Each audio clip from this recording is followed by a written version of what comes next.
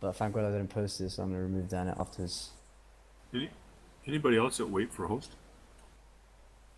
We are Nope. training too. No. Nah. Gee. Yeah, training too.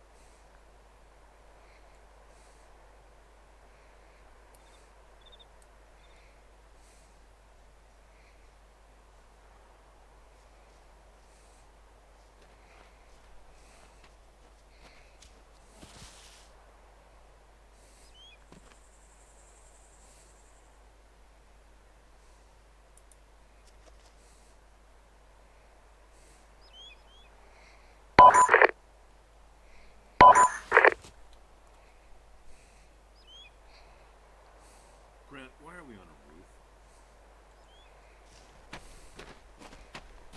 Brent. Why are we on the roof? Why are we on a roof?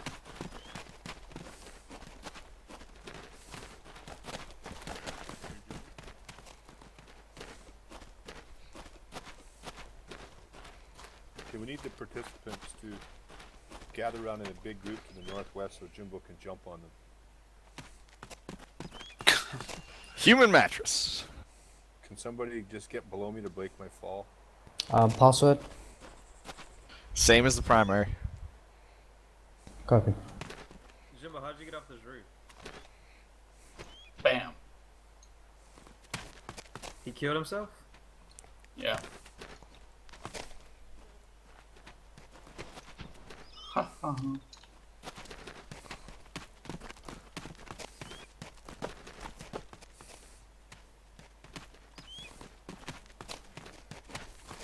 Ooh, Psycho is a red shirt. He's so gonna die.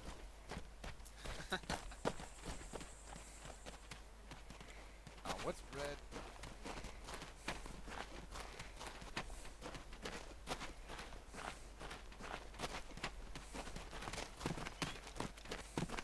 That's ammo technician, right? Yes. That's the red on the Visitors. carrier. Yeah. So they've got all sorts of things. Purple is the fuels, blue plane handlers, green cat crews, yellow handling officers, red ordnance, brown captains or something, white quality control personnel. Quality controller sounds like my profession. Fun. It might be. Hey guys, apologies about that.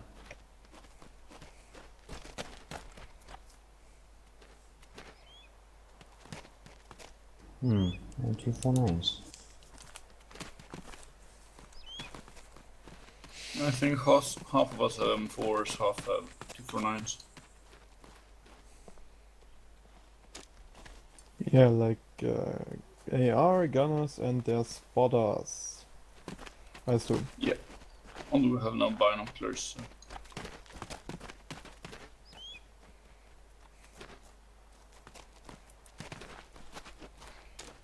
Hey, somebody drive one of those trucks over here. I might be able to fall on the back of it and not kill myself.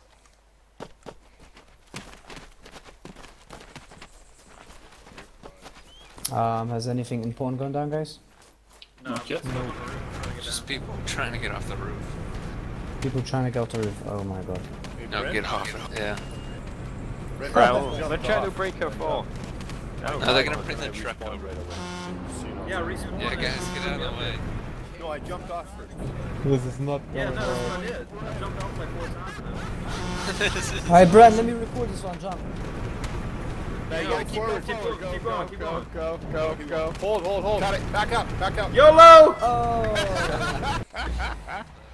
Oh, that was. Now back off. No. Ah, he made it.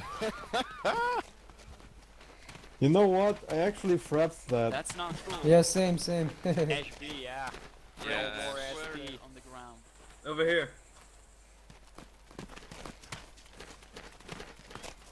Alright, guys. Enough of the tomfoolery. Let's circle Alright, it up. everybody's here. School circle. Yeah. Over here. School circle over here.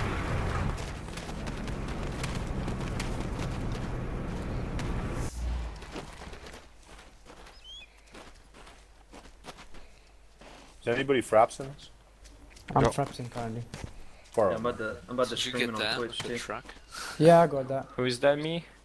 Trey? Sorry. Who's frapsing? Yeah, Frap's still partway through himself down. You gotta rescue him like a cat in a tree.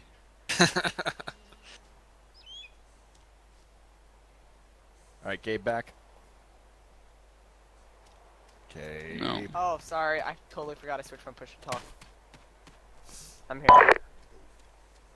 Alright, I think we're good. Alright, make sure Instructors, everything's just a working. tip. Shack Tech volume up. If it's alright with the instructors, I could record it and put it up if that's what Jimbo was referring to. Everyone is already recording. Alright, Yeah, I fuck think that. like Never literally mind. everybody's recording this. Never mind. We'll just have different point of views. Alright, real quick, if you don't have an M249 right now, don't worry about it. We'll grab it before we head out behind us to the range. I think everybody knows me just about. For those of you who don't, my name's Brent. I was in the 1st Infantry Division's Task Force 2-2. We led the assault on Fallujah. We had a few more firefights while deployed for 13 months. And I was gratefully awarded the M249 position as Saw Gunner. I only weighed 135 pounds at the time, so the weapon was literally bigger than me. But Aquafresh and Saikai, I forgot how to pronounce it. Yeah, Psyche.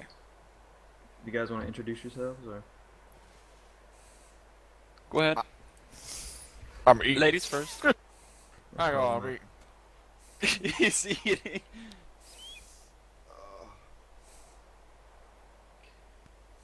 So I'm Dr. Aquafresh, and you should all show up to Tactical Tuesday. But more relevantly, I was / kind of still am an instructor, just helping Brent P out with his range stuff. I'm not quite the master of squad automatic weapons as he is. I didn't even really particularly like the 249 when I got to shoot it. Oh, So, hold now. That's fighting words. A lot of people don't like it. yeah. I don't know. I guess it's a personal opinion, but that's just me. Alright, my name is Saikai. I'm usually playing early Geo time. I'm here to help out with the course that Brent P has set up. I will be bringing competence and insight behind the automatic rifleman's job and so on. Alright. Alright, the first thing we gotta remember, before we even get started with all this shit, is communication between you and whoever your assistant gunner is. So guys, remember this. If your assistant gunner, or even, like when I was in, my fire team lead was my assistant, because we didn't have one for me. So if you're a fire team leader, squad leader, assistant gunner, just remember communication with your AR is important, because he is literally one of the deadliest assets that you have at your disposal besides AT, but you get the picture. Alright, 3 things we should gather out of this you should get out of this course is going to be how to get an accurate initial burst, which is the most important thing when firing on a target, is to accurately be on target or on point whenever you shoot that first burst off. And the second thing is how to adjust to make that shot accurate if you're off a little bit, how to correctly adjust your M249 or whatever you're using to get on target. Remember these fundamentals and topics we're going to go over can be used for all machine guns pretty much. Actually, I think most of the stuff is universal with machine guns, but there's a few things we're going to talk about that is just relevant to automatic riflemen in a squad. And the third thing, try to get you guys to understand is speed. If you take this role a lot, once you get more time in it, you'll be able to adjust fire and everything pretty quickly, and become even more effective. I ask you to hold your questions until we're done. I got little sections marked off, so I'll stop and ask if anybody has questions. Just either write it down or keep a mental note if you have a question. And apparently I'm hurt. Does anybody have morphine? No. Oh, and I Also, found out. Hey, Aqua. Yeah. Look, I thought it was broken. Use your self-interact. You see the Yeah. targets? Okay. That's- No. Alright. Fuck. Hang on. You should be able to self-interact and it says up all 100-meter targets, up all 200-meter targets. No, is that a... Hang on, let me check out at the range. Yeah, it might just work over the range for you.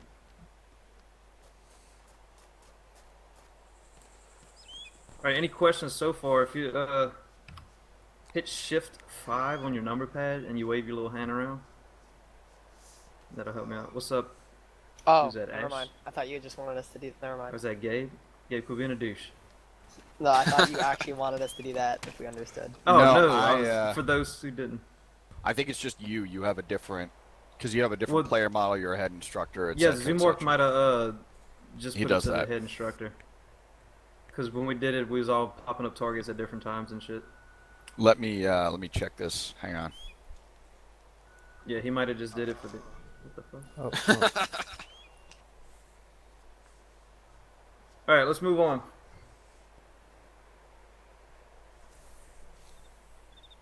Alright, the first thing, the first couple things we're going to cover may seem simple and easy, and you probably know this already, but it's a lot of things people overlook when they take the automatic rifleman's position.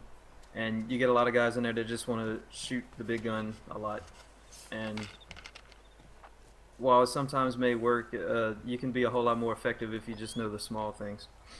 So the first thing we're going to cover is the 4 fundamentals of marksmanship, and this is pretty much with any weapon system you will ever use in your life. And because Orma does most of the things, I've kind of made it to where it applies to Orma. But first you have steady position, the second one is aim, the third is breath control, and the fourth being trigger control. Now, steady position, when you go over it in an actual training, you learn how to position your body behind the weapon and all of that good stuff, but Orma does that for you already. So what you can take out of this is your steady position being like your prone positions, supported, that kind of thing. The most stable position we'll use with the 249 or 240, 249, even the 50 cal, is prone with the bipod supported. It's the most stable you're going to get. It has almost zero weapon sway and very, very, very, very little recoil. The next best position is crouched with the bipod support, like on a windowsill, on a low wall, anything. You can do that with any weapon in Orma also. And also like off the side of a tree, if you're leaning off to the side of a tree or a building or something, you can prop up on that also. And you deploy your bipod or prop by using shift space, if you didn't already know that. The third and quickest stable position is just the prone without support. You get little weapon sway, you still have a little bit of recoil, but you can quickly move around if you need to. Aim, once again, Orma takes care of sight picture for us. You don't have to worry about focusing your eye and all that stuff. Just remember, with the 249 or 240, you want to aim at the base of the center mass because your recoil will work your dead zone up, and we'll go over dead zone a little more a little bit later on. Breath control, once again, Orma, you don't have to breathe, so you can remember that if you hold right trigger, the right mouse button, you can hold your breath, and it steadies your weapon a little bit more if you're in an unstable position. You'll still have a lot of recoil, but you'll be able to get a little bit better sight with your sight post on the target. Trigger control, once again, Arma pulls the trigger for us. We just click the button. But one thing you have to remember is you need to maintain a 3 to 5 round burst to get accurate suppressive fire or fire on area, whatever you're doing.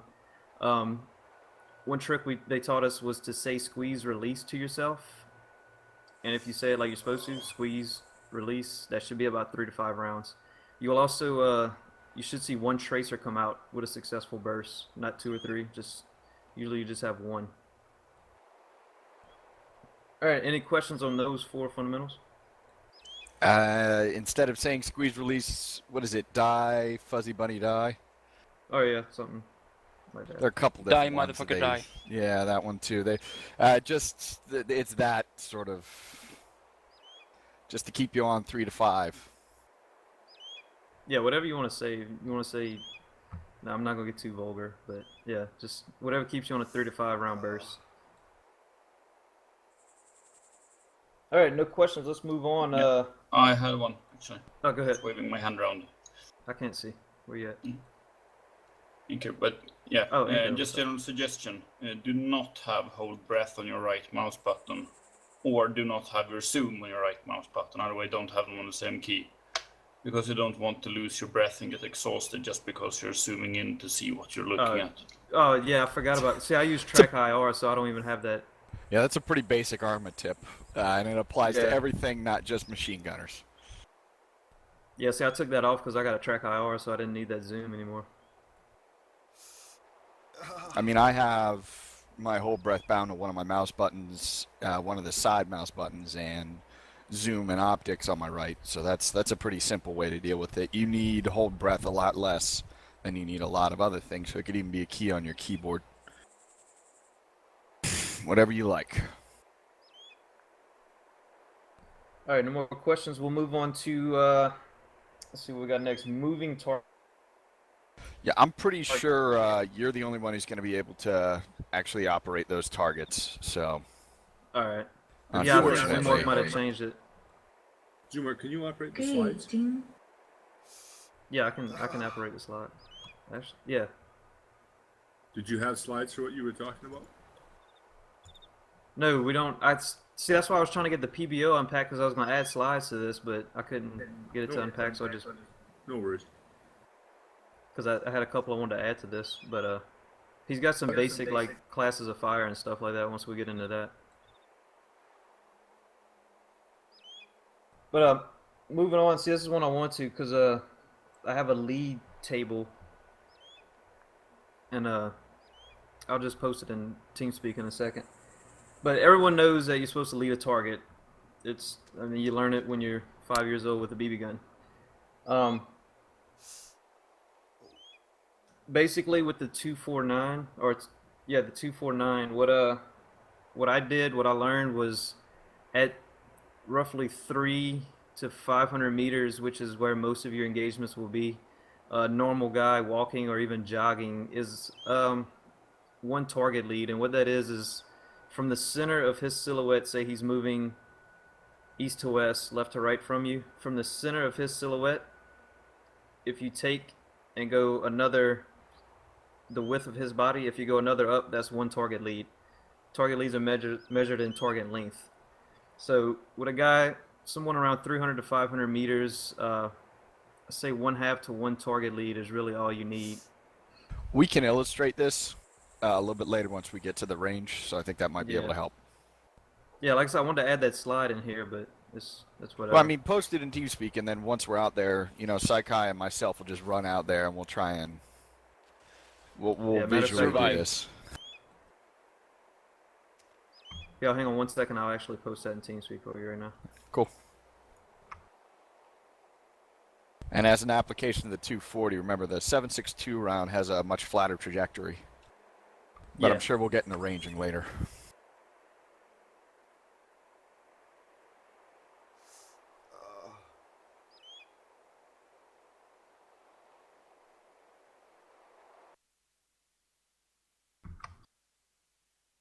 I put it in TeamSpeak so you can check it out.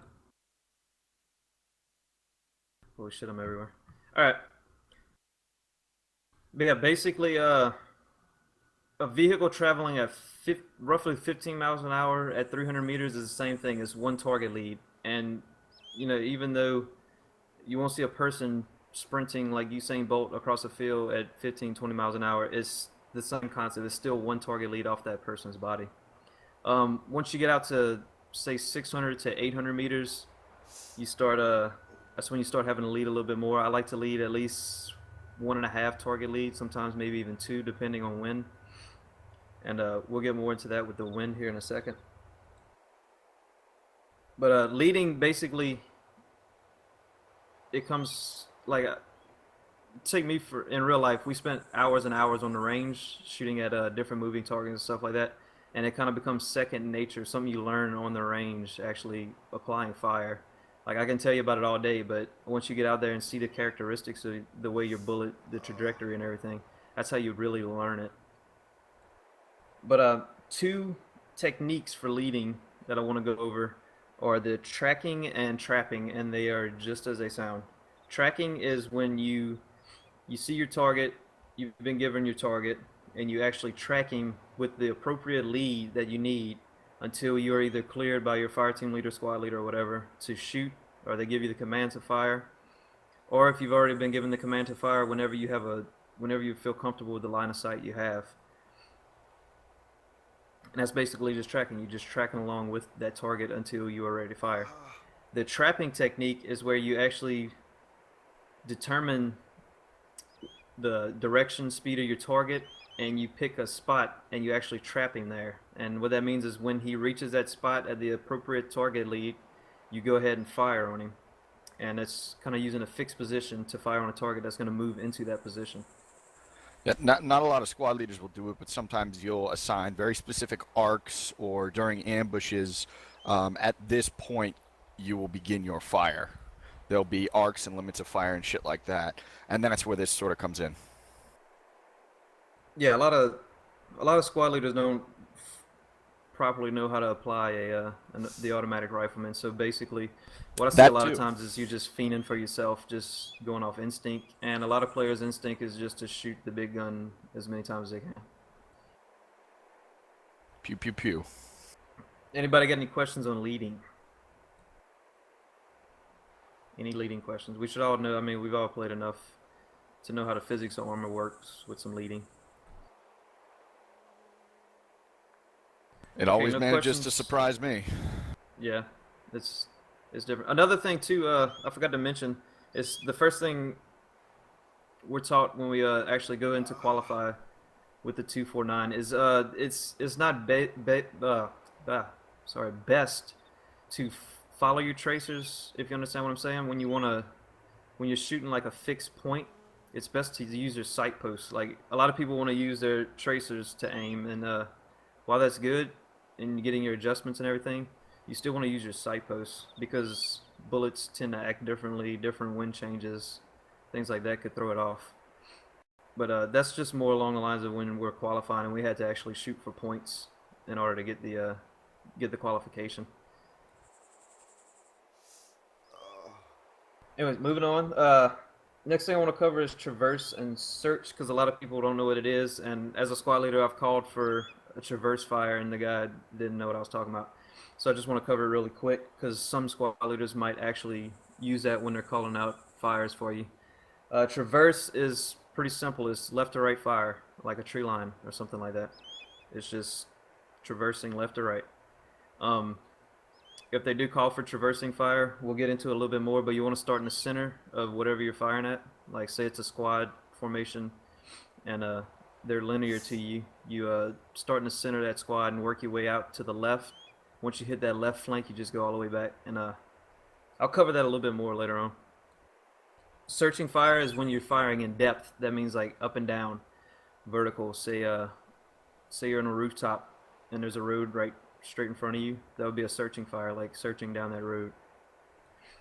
And like I said, a lot of squad leaders won't use it, or fire team leaders won't use it when using the AR. But some of them will, and they'll call for a traverse or a searching fire. So it's best to know what that is. Any questions on that? Are you saying traversing fire, you actually are moving the weapon from left to right while you're firing? No, not while you're firing. Okay. So you're firing. You're point You firing. firing? Yeah, you're point firing, and then then you move it. And then you point fire again, and then you move a little bit. Yeah, and you yeah, point and then fire move it again. And it's the same with firing in depth. You fire Yeah, a point and move it, raise your weapon a little bit or lower it a little bit. Yeah, so the commands might be if I saw kind of part of an enemy squad emerging from, say, that tree line over there, once we've placed the AR, I might call for traverse fire all the way to the right because I've seen movement in over there. So the AR needs to hit your point targets, but then start traversing when other targets pop up that you'd engage, or really without even targets popping up, but on the suspicion of targets inside there. But the question, Aqua, is just: do you actually sweep the weapon while you're traversing fire? No, I've seen some people do that, but it'll end up turning into a traverse and search because the recoil will pull it off. You wanna fire your burst, then move over. What I did, I would pick, like, say if I had that tree line over there, my squad leader told me he wanted traversing fire. I would actually pick trees or points, and then use those as a kind of my reference as I was moving along the traverse line, and just fire at each point. But yeah, what you're saying, Jimbo, is firing while, like, moving while still holding the trigger down, and you don't want to do that. You want to shoot your burst, traverse down, shoot your burst, traverse down. Then once you hit the end of where you're firing, you want to traverse all the way back to the next flank.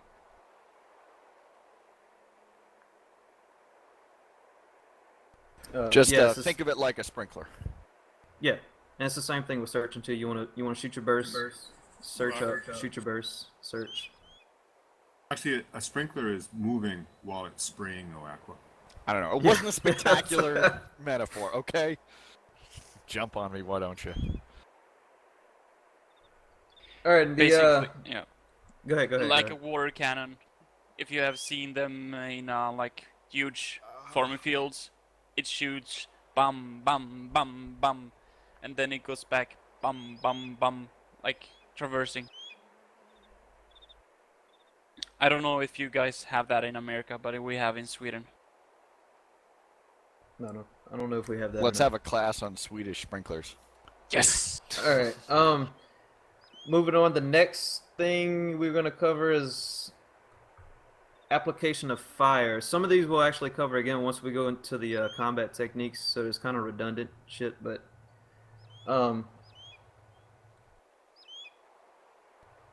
basically when you're applying your fire, you have to, if you're off, you have to adjust. And we'll go over the beaten zone here in a second. You want that beaten zone. You want the target in the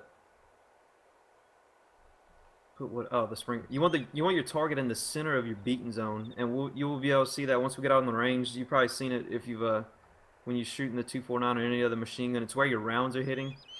And like I said, we actually have a slide showing it. So once we get there. And there's two ways you can adjust your fire, and really two ways only, and that's using the actual sight adjustment. If you don't know already, it's page up, page down. That will actually physically move your sight adjustment up and down in elevation. Arma zeroes it at 400 for whatever reason. So when you come in, it'll be at 400 meters. It's a habit for me to drop it down to 300 because I've shot at so many 300-meter targets in my life that it's a distance I could find pretty quickly, and I just go off at 300 meters. But you can leave it at whatever you want, but just Arma sets it at 400 for whatever reason. So I use that basically.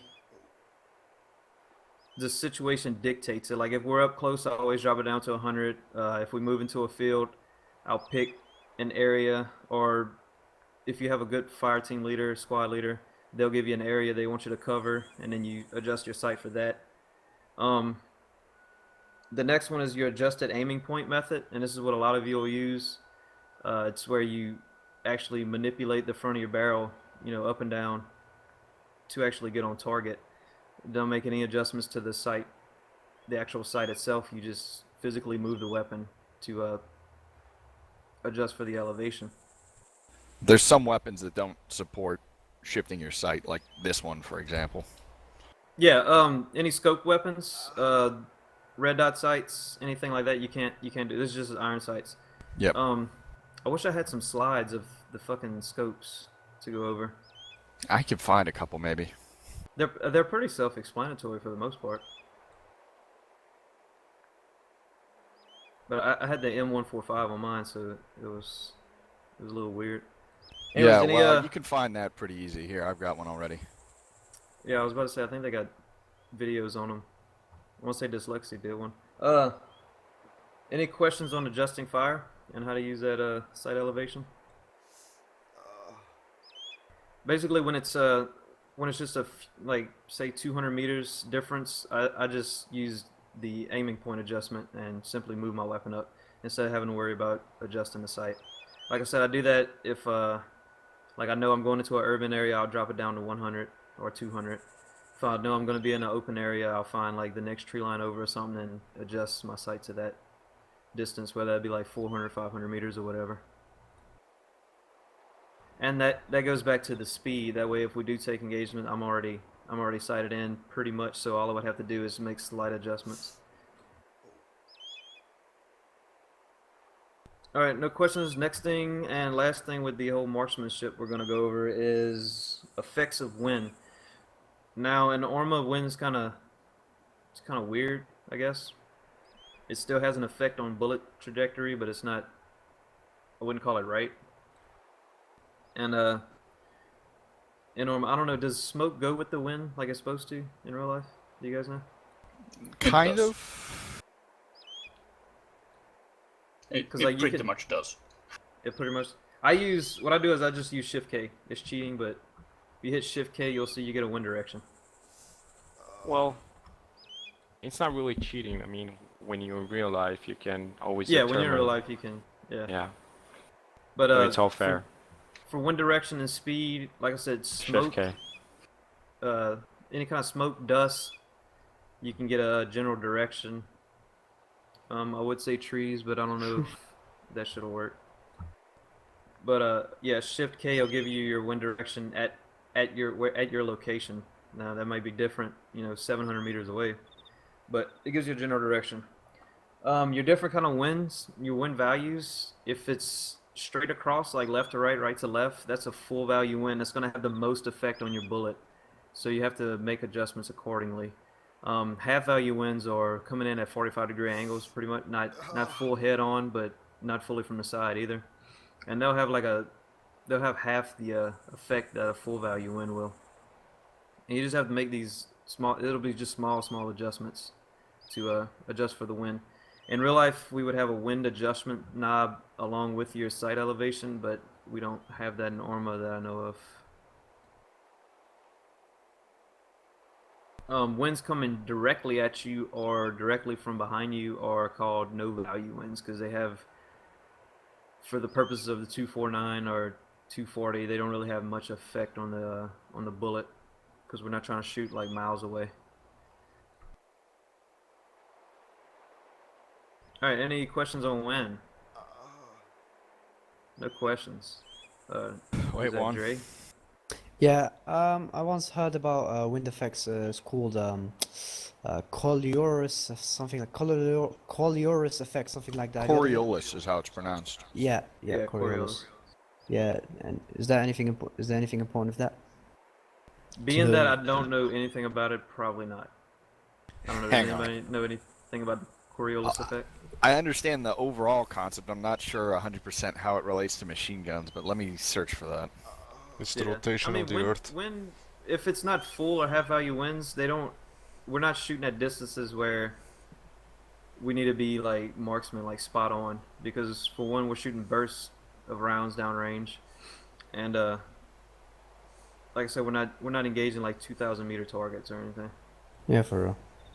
Yeah, essentially, yeah, you don't have to worry about it unless it's a long distance shot. That's like for sniping. Oh, Yeah, and like I okay. said, you're shooting a pretty good amount of rounds, so. Because you actually have to be fucking with the curvature of the Earth at that point, so.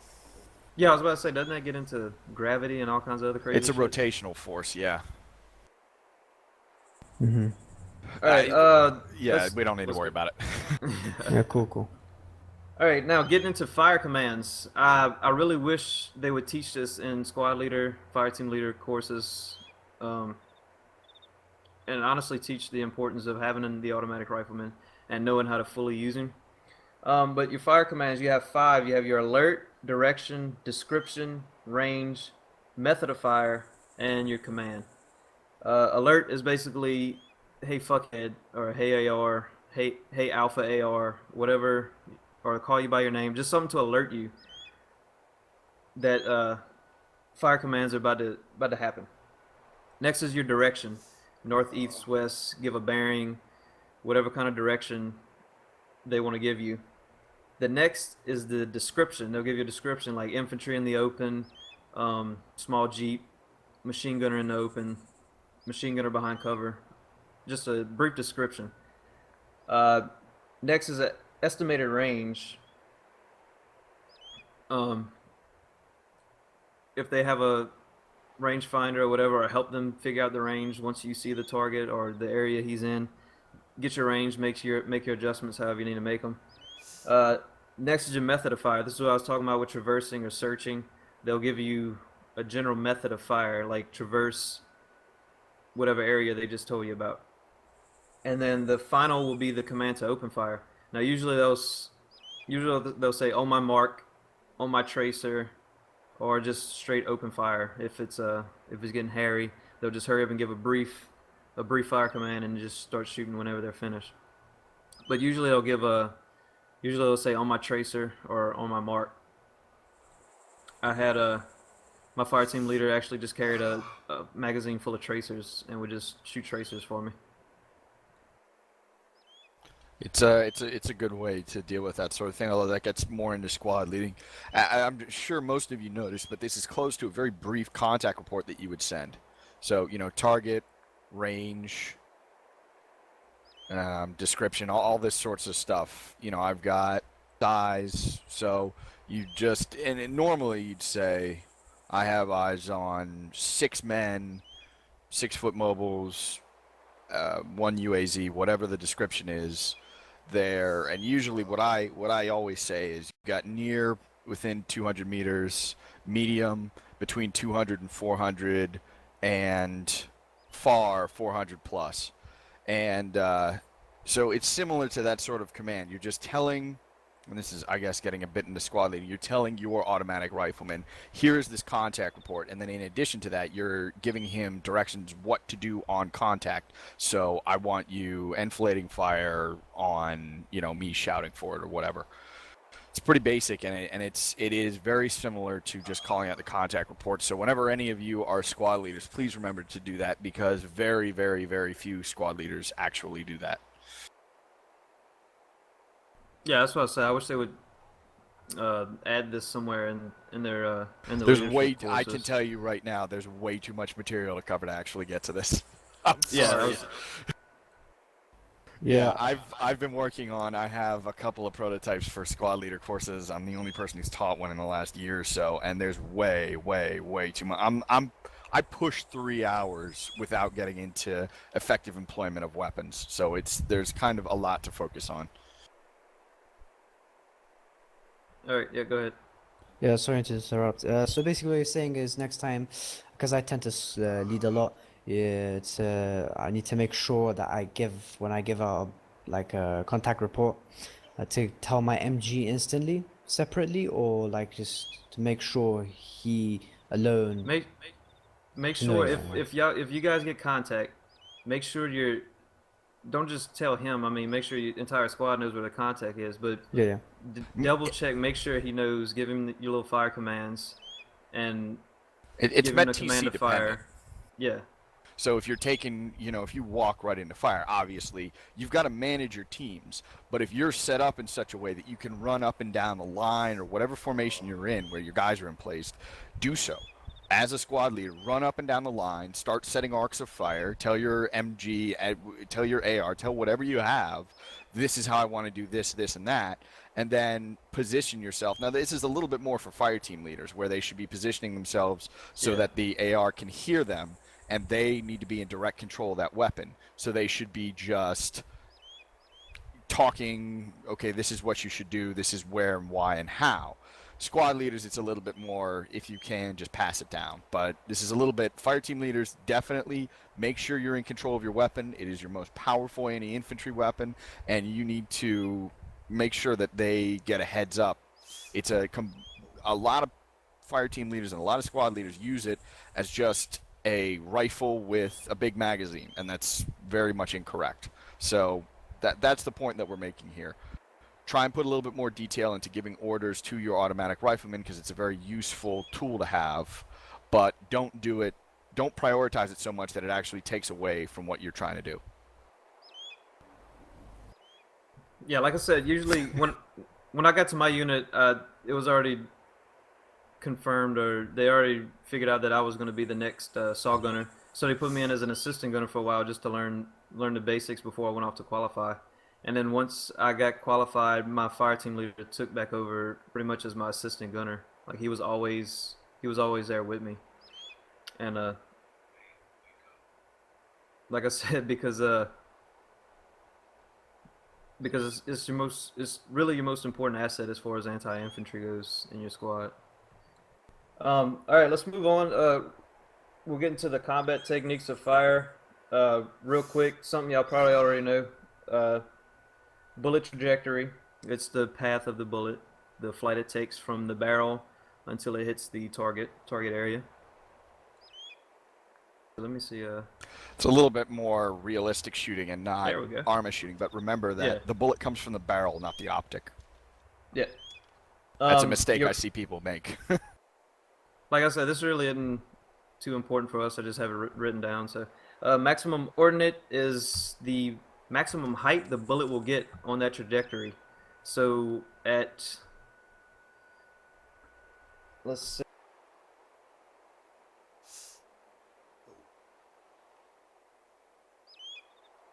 I'm sorry, my phone ringing. All right, if you're shooting at say 600 meters, that's where your beaten zone is hitting at 600 meters. Your maximum ordinate will be around the, I think, 400 meter mark, and basically what it is it's about a meter height, I think, which is usually around the size of a person. 600 meters is area target, right? Not point target.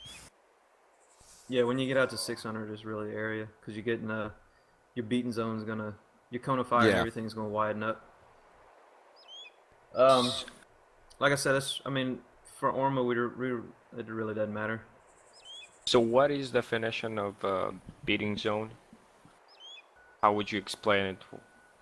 Where the bullets hit. The circle that the bullet, you'll see it when we get on the range. Your bullets, when they hit the ground, make a circle or an oval, and that's the beaten zone. Huh. If you're doing it correctly. Yeah, it's basically an area. Like if someone was shooting at us right here in front of us with a 249 or another machine gun, it would make a circle impact area, kind of, and that would be the beaten zone.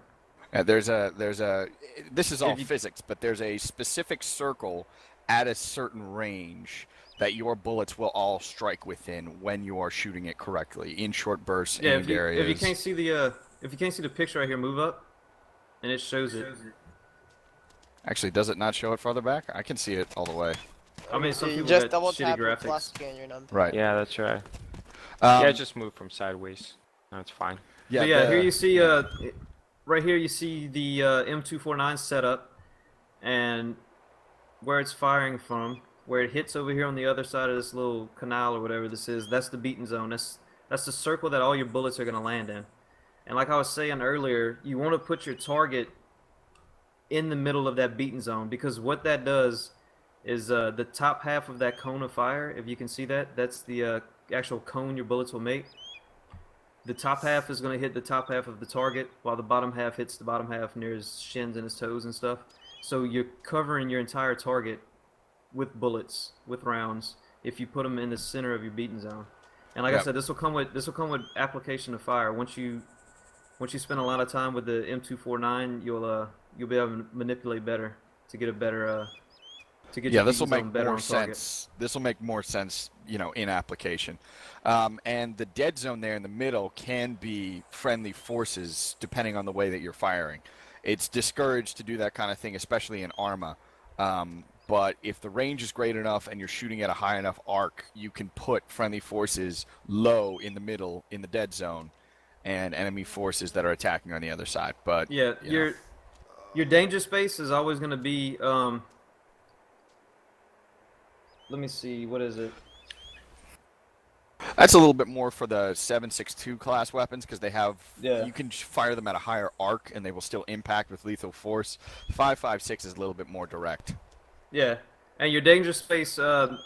Any area of that cone of fire that doesn't rise above 1.8 meters, which is about the average size of a person, especially in Orma, is considered a danger space, meaning anything in that space is gonna get hit by a fucking bullet. So, like I said, it's 1.8 meters, so you really don't want to shoot like that if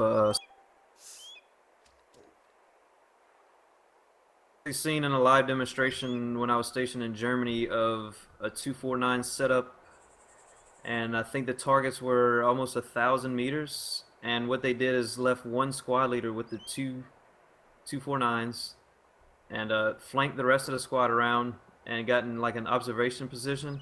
They called in the direction and everything of the targets, and the 249s actually fired over a hill and put rounds on targets, but they could not physically see the targets, but they were using the direction of the rest of the squad to actually put the rounds and use the trajectory of the bullet to actually go over the hill and hit down on the targets.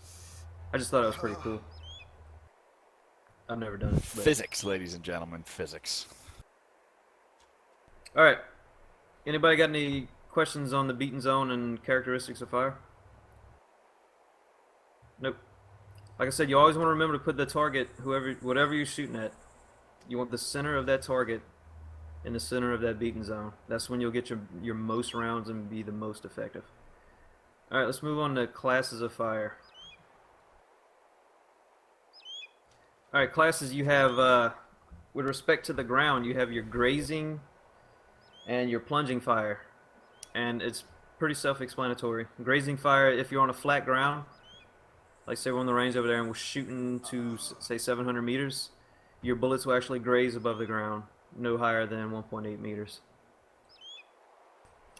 Plunging fire, if you can see that top left picture, it's just as it says, it's when your bullets actually plunge into a surface, say the side of a hill, side of a building. If you're elevated, they actually plunge into the ground. There's also... If you guys can't see this, close it. You know, bring it closer so you can look. There's also skip shooting, and I don't know. I haven't really been able to test it normal, so I don't even know if it works. But you can take your grazing fire and actually skip it off the ground into a target. It depends on the type of ground, right? Yeah, it depends. Yeah. But I mean, most surfaces you can do. But like I said, I don't know if it works in ARM. I haven't tried it. Actually, I did try it, but I couldn't really tell if it was working or not. But that's I actually used it a couple times in Fallujah, shooting targets that were trying to hide behind cars. Actually, skip the rounds off the ground beneath the car into the targets. That does work in Arma for that short distances. It does work. Yeah, I've been hit by ricochets. Yeah, see, I didn't know. I tried it and I couldn't tell if they were actually skipping or not. But yeah, that's because they don't really go over it in the material I have. But that's just something we learned from experience. As well, concrete and rocky ground cause quite a lot of ricochets in Arma. It's worth like I said, it's worth going over though because it's a teaching point. Because if you're called upon to provide area fire, it's a good idea rather than firing right through the area to fire at the foreground of the area because you've got all that skipping and ricocheting that's going to assist you. Yeah, and not only your bullets, but you're also kicking up rocks and dirt and all kinds of shit. Yeah, and in Arma, rounds will ricochet off of IFVs that they don't penetrate. They will ricochet off of concrete areas. They ricochet a lot, so just be aware of that when you're trying to get area fire. You can bounce it off of fun stuff. All right, then the next thing we'll go over is your different fires right here. If you look in the top right, you have your frontal fire, which is when a squad, like say a squad's moving directly at you, whether it be in a line or in a file. you can see that's a frontal fire. You're firing at something heading towards you. Something I forgot to cover in leading. If someone is coming at you, you always want to aim low, because by the time, like if they're at a significant distance, by the time your rounds get to them, they will be center mass. So just aim, like I used to aim around the knees up in that area. If they're heading away from you, which would be, I don't think they have it on here. If they're heading away from you, you want to fire like the base of the neck area, kind of top of the back, the scapula area. That means, because by the time the rounds get there, they should be about center mass. Yeah, Brent, you posted a decent video on that exact concept, right? Yeah, same concept. Yeah. What's next? Flanking fire. That's when a squad, like I said, you can see, is moving in a column or a line, file, whatever you want to call it, and they are heading left to right, right to left, and you're on their flank. That would be flanking fire.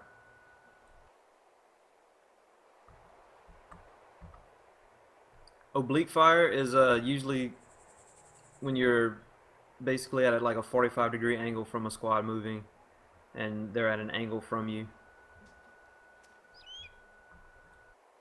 And enfilade is it's when the long axis, if I don't know if you guys can see it or not. It's essentially right here. I now have enfilading fire on all of you people. Yeah, it's when your beaten zone, we're getting back into the beaten zone, is when your beaten zone can cover basically the entirety of what you're shooting at. So if a file or a column, I think that's what they call it here, a column.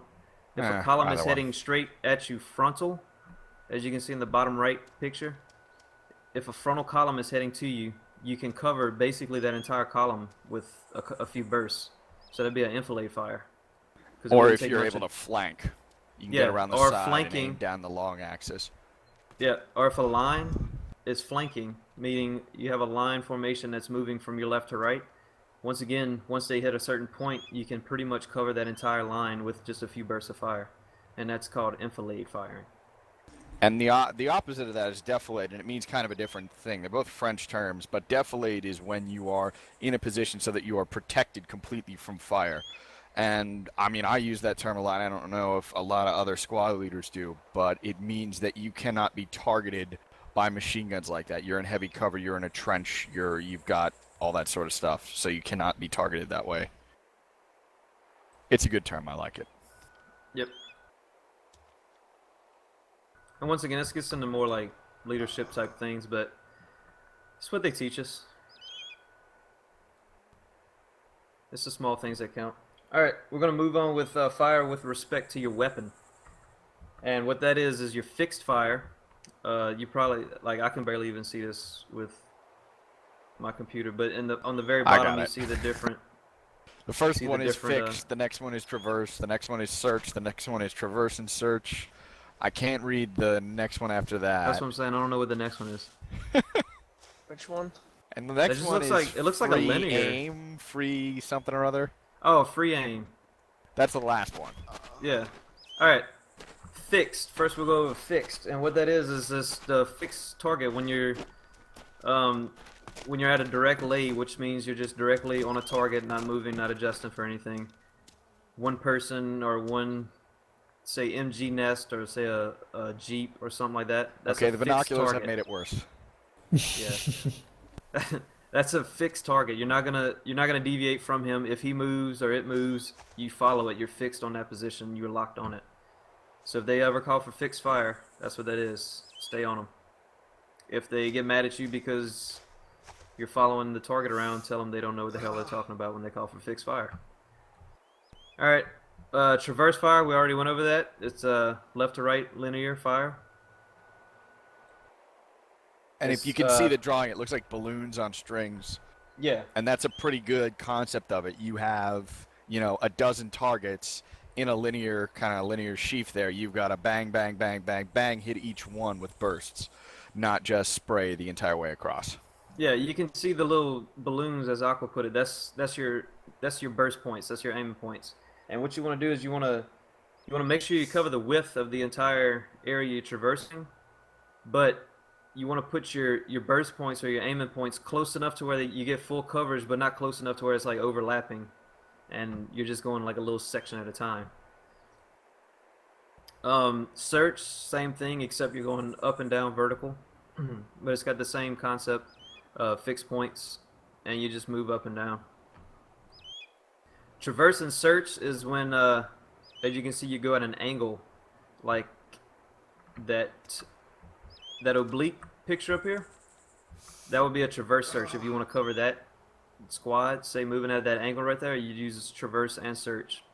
You also use traverse and search when you're doing like big area targets, like if you're shooting down into a compound, you're going to be traversing and searching everywhere, which is also called free aim, which is on the end over there, where you pick your points yourself. Usually a fire team leader or assistant gunner is not going to tell you exactly where to shoot. They'll give you the compound that you're shooting into, and you just make mental notes of different either windows, doorways, corners, and you just burst on those different points and keep moving around that entire area.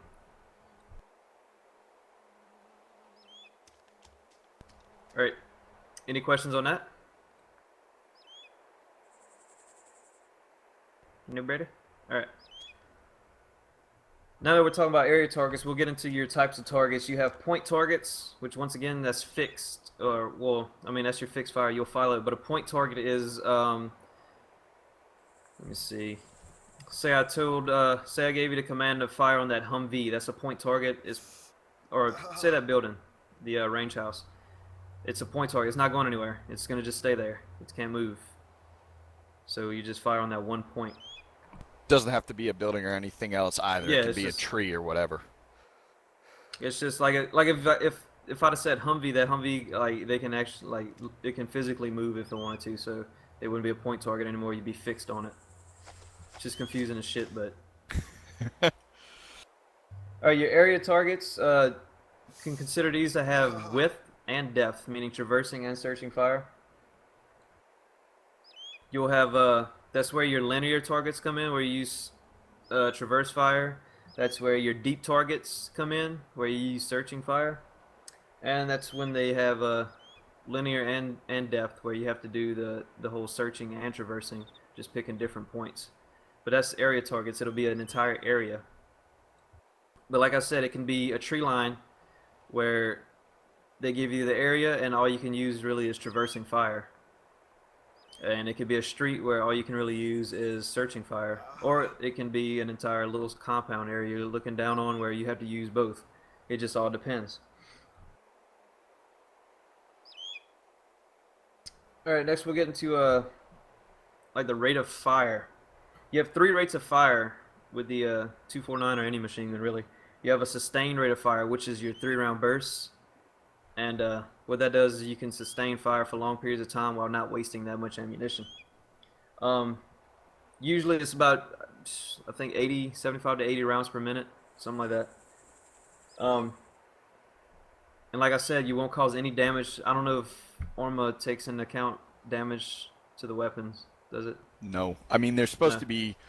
Ace has a module for... changing barrels and jamming and that sort of stuff, but I've never seen somebody firing so much they needed to actually use it. Yeah. You need to go through about 2 belts, I think.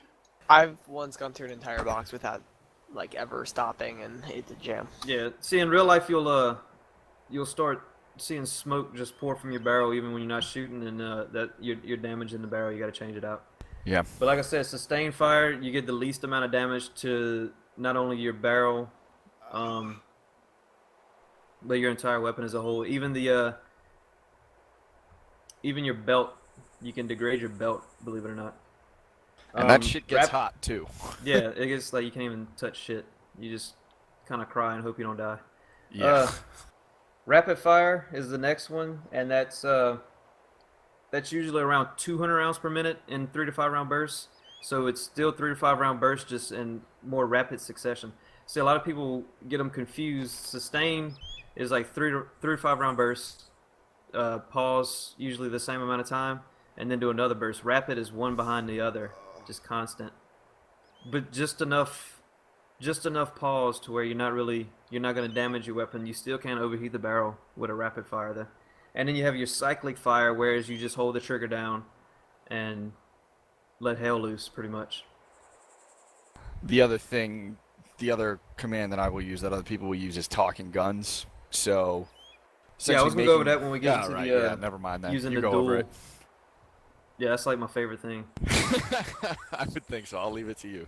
Yeah, well, I was gonna go over that when we get into the dual, using dual. But yeah, you'll very rarely will they tell you to actually cyclic and just hold the trigger down. I've done it once in combat, and I was just was actually falling back, and I just held the trigger down an alleyway. It's a good adrenaline rush in real life. Yeah, but then the gun, you got to spend an hour fucking cleaning it. Yeah, it's not fun getting back to post with it. Any questions on rate of fire? Yeah, one. For rapid fire, how many rounds? With 200 rounds a minute? Yeah, it's about 200. Like I said, it's your normal 3 to 5 round bursts. It's just with very little pause in between them. And like I said, sustained will be about 85 rounds per minute of 3 to 5 round bursts, but you're taking a significant pause. And A lot of squad leaders won't give you that order, so the general rule of thumb is start from sustain and then build up if you need to. Yeah, always start sustain. Like I said, especially if you can't see your target. Like if they believe there's targets in this no gate.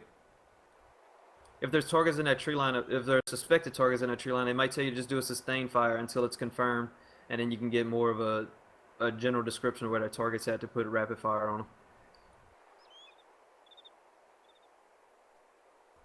All right. No more questions. We'll go into target engagement. We've pretty much gone over it. It goes over point targets and area targets and also linear targets. We've gone over it as single ARs. So what you want to do, if you can see the little balloons for traverse. When you have that, if you have a perfectly if you're in a flanking position from a squad that's in a file and they're perfectly lined up linear, you always want to either start from the middle of their formation, work your way using traversing fire to the left. Once you hit that left flank, work your way all the way back to the front. Now, usually if there's a squad like that, they'll have a machine gun or some other type of asset, and it's up to your fire team leader or assistant gunner to tell you where that's at, and what position they're in their formation, so you can take out that asset first. You always, when it comes to infantry personnel, you're the best anti-infantry. You want to take out their best assets first. That'd be AT, other machine guns. Even if they can differentiate command, you take out command elements. And that's another thing for fire team leaders to remember. When you're directing the gun, you got to assign priorities to hit first. Yeah, you a hit lot the of times squad I'll leader, see, then work over the rest of them. Yeah, a lot of times I'll see guys just, okay, there's a squad, start shooting, and you're just shooting bullets everywhere. Prioritize And targets when you're fire team leading. And then their MG will be like in the completely opposite spot of where you're shooting, and he'll set up and shoot rounds back at you, and then it's just a big clusterfuck. So you always want to prioritize your targets. Remember, all their best assets should be taken out first, especially MG, because they're your biggest threat. Now say it's searching fire. Say a squad's coming at you down a road. What you would do is, once again, start in the middle or with the most prioritized asset. But you start in the middle, you work your way down, all the way to the front of the formation, actually just in the front of where their formation would be, and then you want to work your way back up to the rear. And once again, by the time you shoot the initial burst, they're going to disperse, but you still keep that concept. You still want to work your way down. If you can see where they went to, just keep working your way down.